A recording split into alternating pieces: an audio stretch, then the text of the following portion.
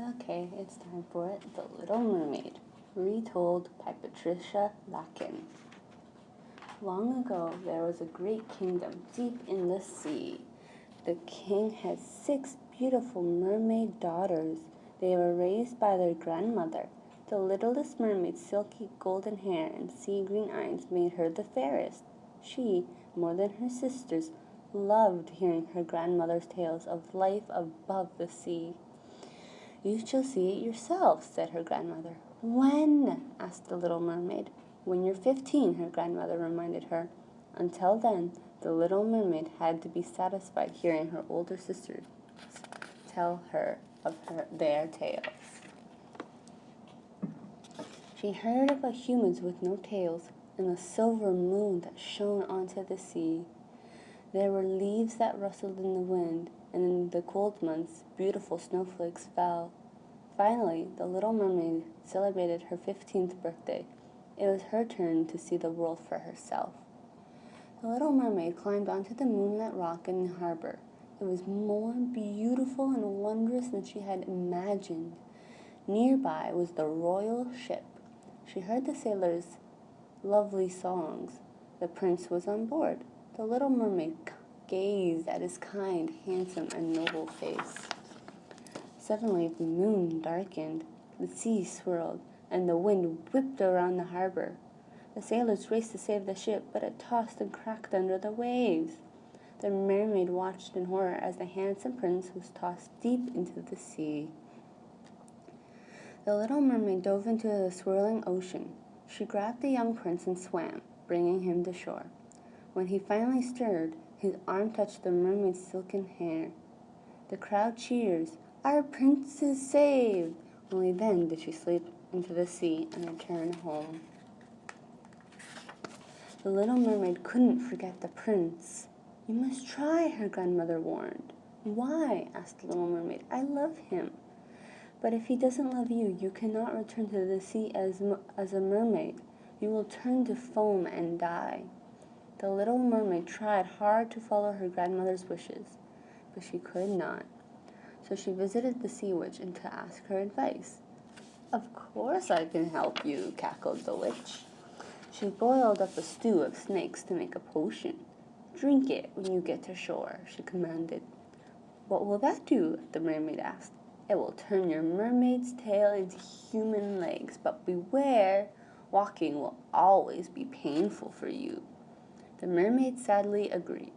"I will need to be paid," the witch cackled. "Give me your beautiful voice. You will be silent forever." "But it is my voice and my singing that bring my family joy," sobbed the mermaid. The sea witch would not change her bargain. Finally, the little mermaid agreed. She swam to shore. After drinking the potion, her tail split into 2. The little mermaid practiced walking, but the pain was great. She threw herself onto the beach where the prince found her. "Are you hurt?" he asked kindly. But the little mermaid could not answer him. "Let me help you," he said as he took her by the hand. He led her to the palace and invited her to stay. In time, the prince and the mermaid became friends.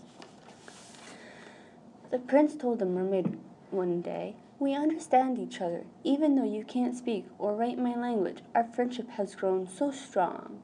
Her heart filled with joy. If the prince came to love her, she would not turn to foam and die in the sea. 1 month later, the prince told her, "My father says I must marry.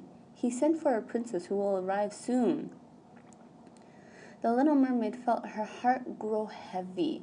"What shall I do?" sighed the prince. "I only care for you and the golden-haired maiden who saved me."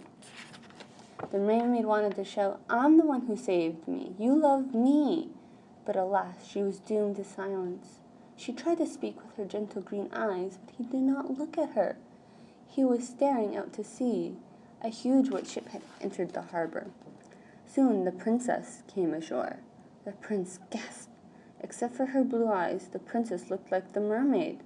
"Surely she was the one who saved me," thought the prince.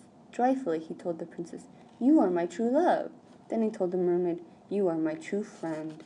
The little mermaid's heart was broken.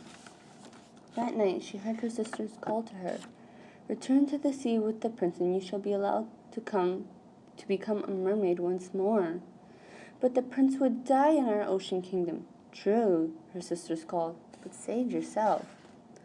On the day the prince and princess wed, the mermaid kissed them both. Then quietly she slipped into the sea as her toes turned to foam. The sea sang to her, "You are our loyal friend, so you shall float in the sky and bring joy to all who look at you." For all his years, the prince lived happily. Often, he felt a special joy as he gazed up at the sky, and sometimes at night he imagined that he saw a beautiful mermaid floating in the moonlit sky.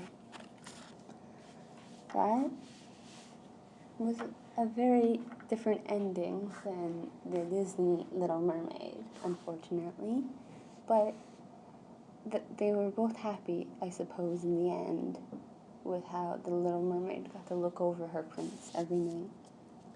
Okay, let's go to sleep now.